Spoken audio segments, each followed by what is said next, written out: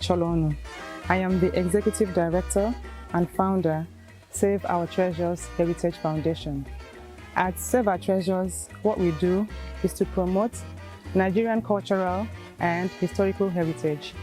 And in that regard, we have traveled across Nigeria, promoting our diverse heritage, exploring our cultures, and providing enlightenment to our people about our tourism potentials. We are also endorsed by the Federal Ministry of Information and Culture. Wow, yes, that's great. Thank you. So you have been researching the story of Women's War for a few years now. Can you give us a brief overview of what it is about? Thank you for that question. The Women's War was a celebrated event, a well-celebrated event and pioneering movement of anti-colonialism in Nigeria. The movement was about Igbo and Ibibio women who had to go on an onslaught and engage into war against the British, against British colonialism on a scale that was unprecedented in the history of the British Empire in Africa. So at Save Our Treasures, we believe that African problems are deserving of African solutions. And we can go back to our history to find solutions to the problems we are going through today. Pre-colonial Nigeria was a society of consultation, a society of engagement, a society of inclusion. Women were included in the goings-on of the community. Women were part and parcel of leadership in our community. Leadership was a collective responsibility of both men and women. So you can imagine what happened when colonialism now was imposed on the people, and to that effect, the women lost their rights. The women lost the autonomy they once had. The women lost their voice, and as a result of that, they revolted. And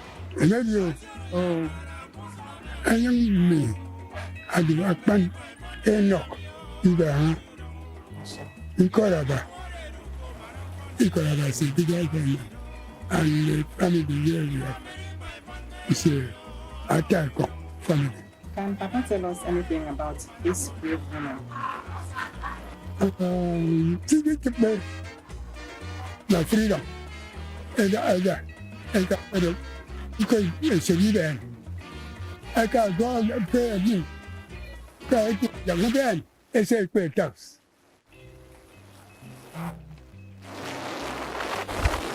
They will like pay and take the tax.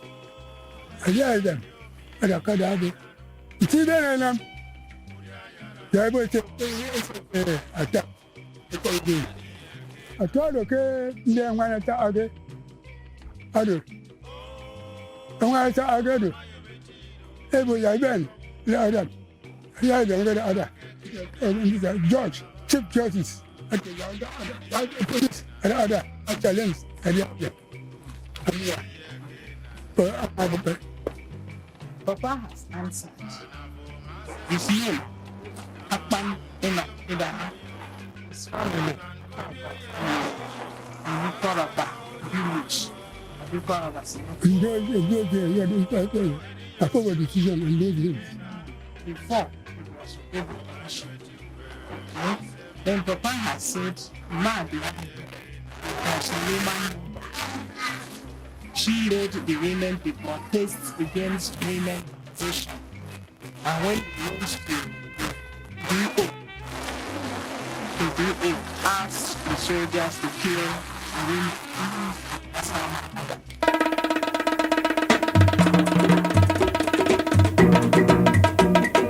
My name is Prince Ubong Ukunya, the son of Princess Elizabeth Sunday Johnson Ukunya from Ibekwe, former Iwenga, now in Nicaragua as a local government area, Akwa Ibom State. And what I know about my grand ancestors mostly should be my mom, One, I was not their mate. I was little, but I was grown up. What I know about them is they stood their rights for the women during their time. Well, from what I heard and what she told us, she was very close to our late Justice Udo Odoma's mom, which was a Methodist. Then she was in the choir with late Justice Udo Odoma's mother. They were the activists then. Every activity in the community, they had a group from the women market group and the women farm group and the women cultural group that used to group up and support our then weak men that time to fight for their rights. Now, the exclusion of women from political leadership happens to be the remote cause of that movement. The major cause, or rather the immediate cause, was about the taxation. And I can say it was the exploitation of women that eventually led to this all-out war against the British colonialism. So in summary, we would like to use this story to inform our society, enlighten our menfolk, and let them know we are not the enemy. We simply want to work with them as partners in the interest of nation building for our society. Thank you. All right, thank you very much. Thank you. Well, I learned your grandmother and great-grandmother were part of this great movement. Yes, Okay, as a descendant, what does this war mean to you? that's a very good question. My grandmother was Lucy. Let me just mention their names. Lucy Nwabo Acholonu. And my great-grandmother, Oyidiya Onyenekwe. Both of them were active participants in that memorable movement. So for me, it comes as a sense of pride and privilege, if you will, to come from this line of Amazons who played an immense role, a very challenging role, you know, where they almost lost their lives. But these two women did not lose their lives as at that time, but eventually they played a major role in this movement. However, my takeaway from all this is that it gives me a sense of responsibility to make a correction to the misnomer and appellation that has been ascribed to this movement. 9 decades on, that movement, the courageous movement by those women, is still called a riot. That movement was beyond a riot. It was a rebellion. It was unprecedented. It was a war, where the women galvanized each other and said enough was enough. So the women integrated a lot of discipline, logic, sophistication, coordination into that movement. And so to call it a riot is, for me and for my ancestors, an insult. So I think it's my duty as a descendant to make that correction. It was a rebellion. It was a war. It wasn't a riot. Thank you very much. Thank you. So after 8 decades of the movement, Yes. what legacy did these courageous women leave for our current generation of women? If there's anything these women left for us, is the understanding that women, as my mother would say, motherhood and womanhood happens to be the foundation and metrics of African culture and survival. To that extent, the women who were part of this movement laid the legacy of guardians, of protectors, of custodians of our culture, defenders of justice and of human rights.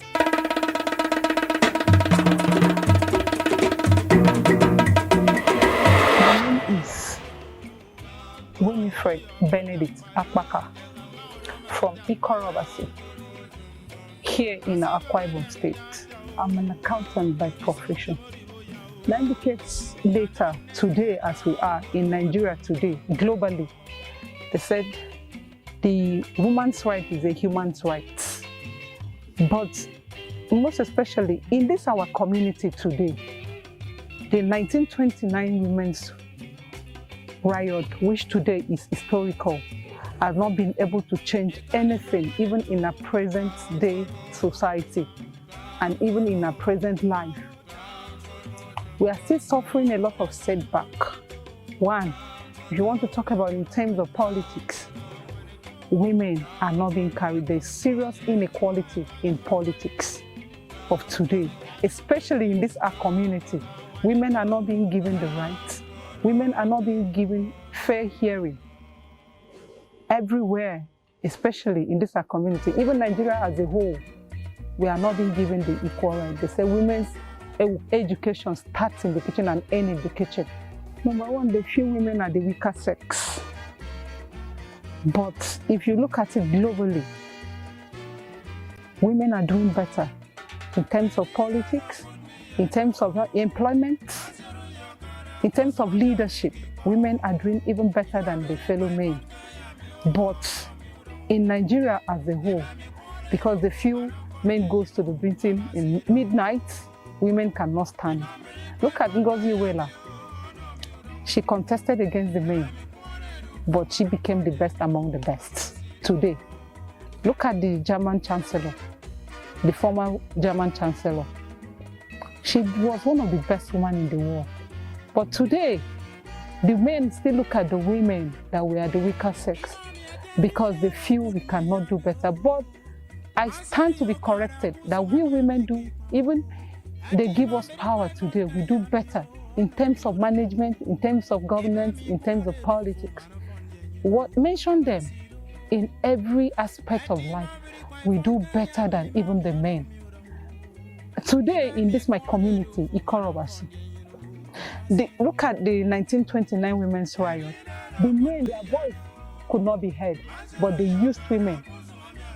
And today, in the history, it went down the history.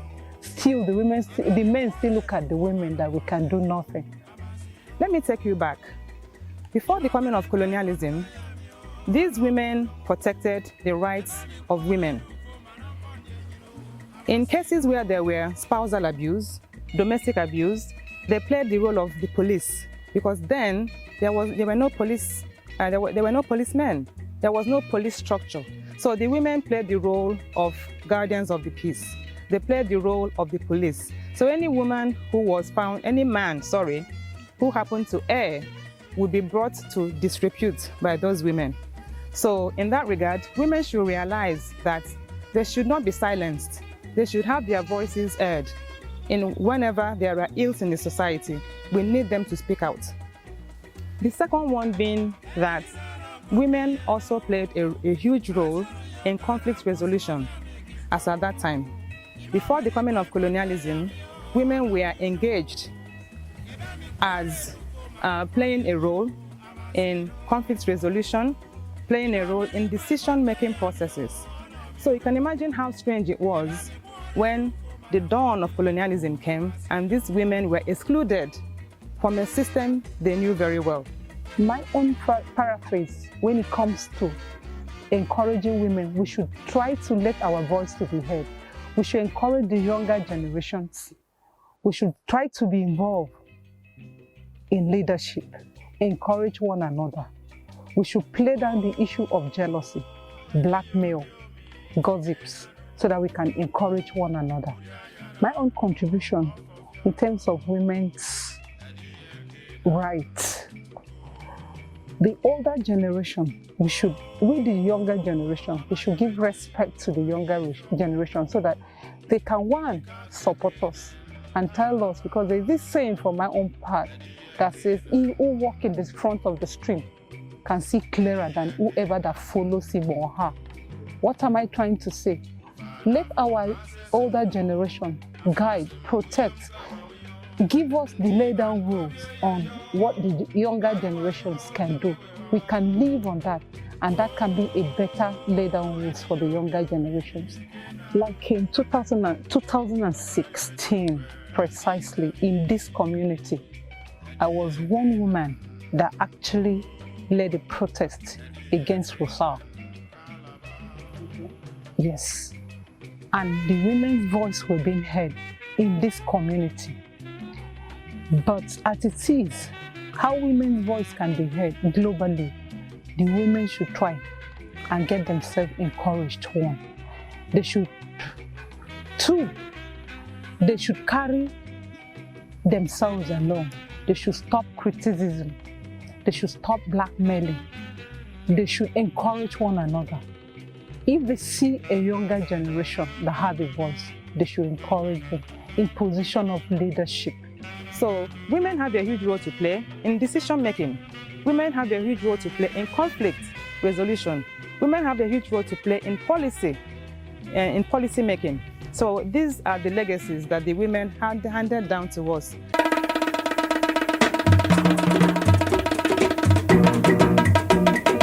So how would you want Madam Adiaha to be remembered for laying her life for her people? I don't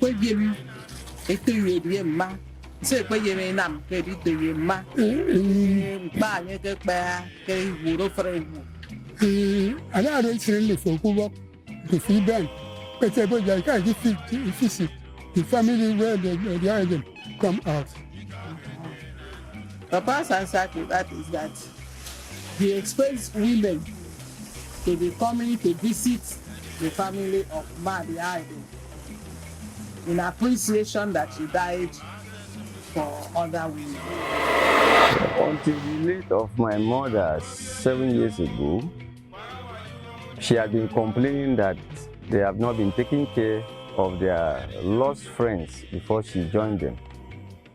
And up till now, I have not heard anything about that for recognition. Even until her death, she had a broken leg until she died. So I've never heard about anything about recognition concerning the past and before she left to join them.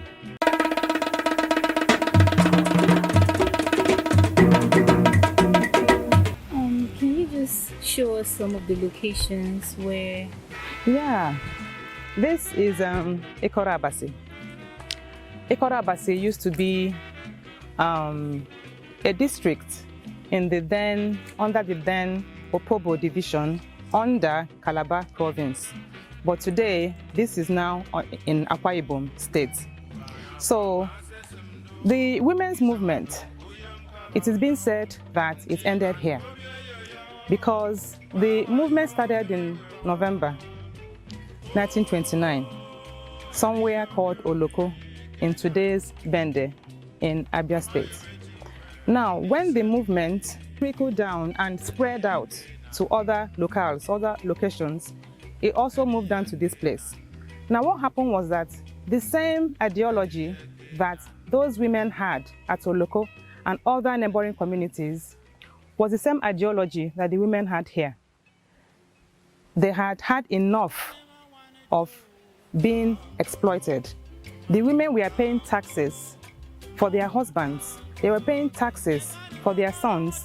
And meanwhile, they were not making so much money, even though the women had economic influence owing to the kind of influence they had pre-colonialism. But with colonialism, the women became, it was like they lost out of their money-making schemes and all that, and became subservient to some extent to the colonial people. So for them, they were being exploited. For them, they were being taken advantage of, and they had to put a stop to that. In doing that, they decided to now meet with the colonialists here. You know, that area happens to be where their official residences and offices were. So the women came and met with them, but one thing led to another, and it spiraled out of control.